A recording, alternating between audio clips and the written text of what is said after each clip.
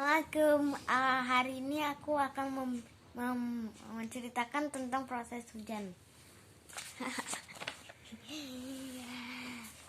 Air yang ada di laut dan di bumi menguap karena panas matahari.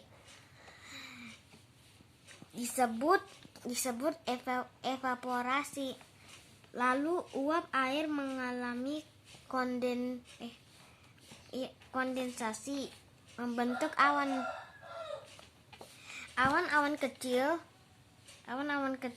bergabung membentuk awan besar yang naik ke udara,